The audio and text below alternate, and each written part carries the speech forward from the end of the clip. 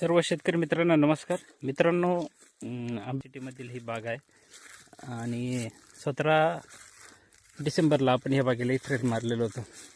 आता आपण जर बघितलं तर पानगळ ही जवळपास 100% झालेली आहे. हे अशा पद्धतीमध्ये जे आहे पानगळ, त्या बाजूच्या काही लाईन ज्या आहेत त्या आपण गुटीसाठीच ठेवलेल्या आहे. आणि आता ही जी आहे शिंड्याकडे जर बघितलं तर थोडीफार पालवी आहे. बाकी बऱ्यापैकी पानगळ जे आहे 95 ते 100% पानगळ हे बऱ्याच ठिकाणी झालेले आहे.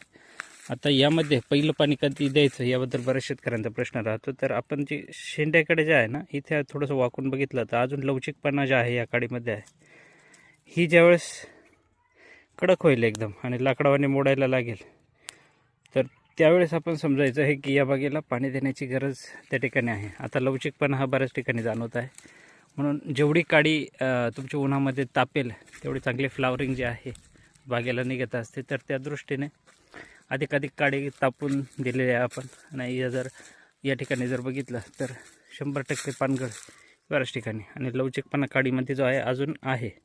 तर आपण 1 तारखेला जे आहे या बागेला पाणी देणार आहे. म्हणजे पानगळीपासून 17 डिसेंबर ते 27 डिसेंबर आणि जवळपास 10 ते 12 दिवसाचा गॅप आपण पहिल्या पाण्यामध्ये दिलेला आहे पानगळीच्या दिवसापासून.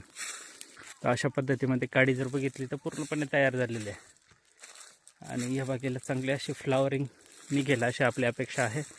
तर पहिलं पाणी आपण याला इथे फ्लड इरिगेशन देणार आहोत, मध्ये फ्लडचं पाणी आपण देणार आहोत. त्यानंतर बागेची परिस्थिती, कॅनोपी जी आहे किंवा फ्लावरिंग कशा पद्धतीमध्ये निघेल तर याचे वेळोवेळी अपडेट जे आहे आपण या चॅनलच्या माध्यमातून, या व्हिडिओच्या माध्यमातून जे आहे आपल्या शेतकऱ्यांना देऊयात. धन्यवाद.